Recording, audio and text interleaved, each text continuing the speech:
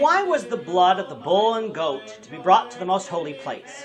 This is the question that we seek to answer today as we continue our verse-by-verse study of the book of Leviticus on Walking Through the Bible. The glory of his cross. If you have a Bible with you, turn to Leviticus chapter 16. We're going to be reading from verses 11 to 19.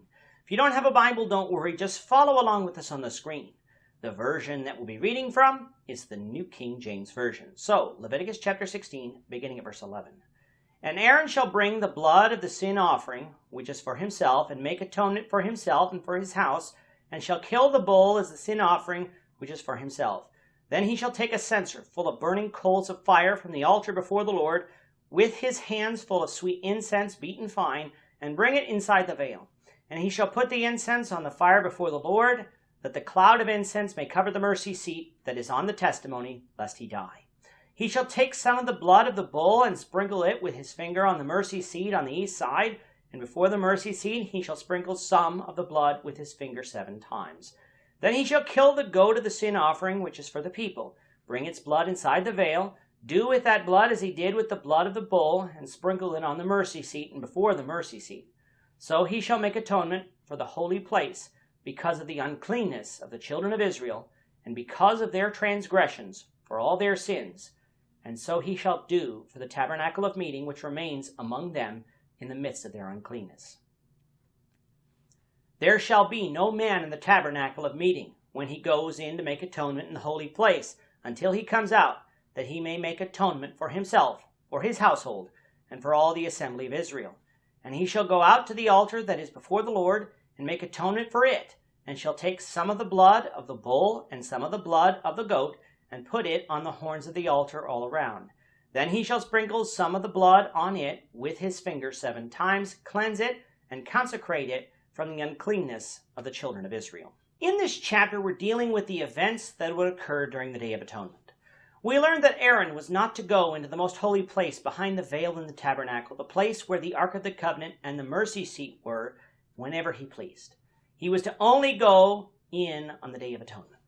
Before doing so, however, certain things had to be done. First, the high priest would wash himself and put on special linen garments that were only to be worn on this day and only by the high priest. A young bull and a ram were presented for a sin sacrifice and a burnt offering respectively. This would be for the high priest and his family. Also presented were 2 young goats and a ram for a sin sacrifice and a burnt offering respectively. Only one goat was going to be offered as a sin sacrifice. The other goat would be known as the scapegoat, something we'll learn about later on in the chapter. Which would be which was decided by lots, with the Lord ultimately choosing the goat by this lot. Coming out of verse 11, we find that what happened next on the Day of Atonement was the offerings for the high priest and his family were sacrificed first. The bull for the sin sacrifice would thus be killed and the blood collected.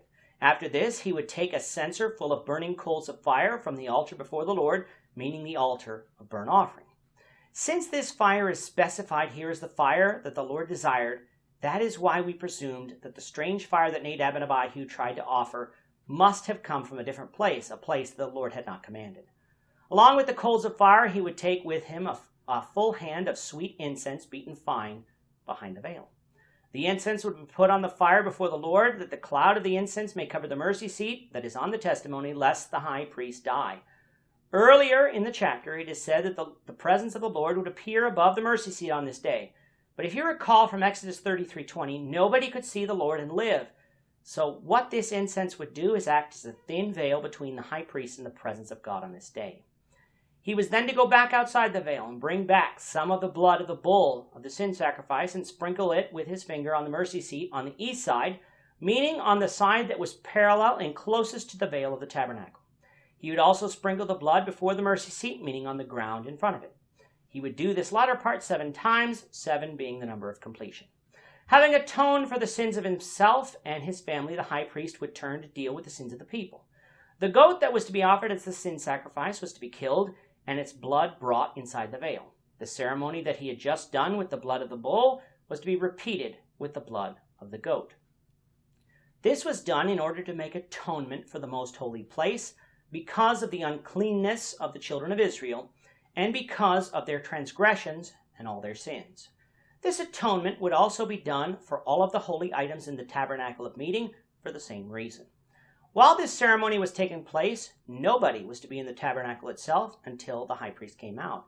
This was the duty of the high priest and the high priest alone. Finally, once he had come out of the tabernacle, he would make atonement for the altar that is before the Lord, the altar of burnt offering, by sprinkling some of the blood of the bull and the goat on the horns of the altar 7 times. Thus the tabernacle and all its items were atoned for and consecrated again from the uncleanness of the children of Israel because of their sin.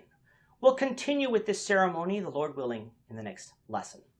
With that, our time is up for today. The Lord willing, we hope you'll join us for tomorrow's discussion of Leviticus chapter 16, verses 20 to 28, as we continue our walk through the Bible, one verse at a time. Thank you for watching today's episode.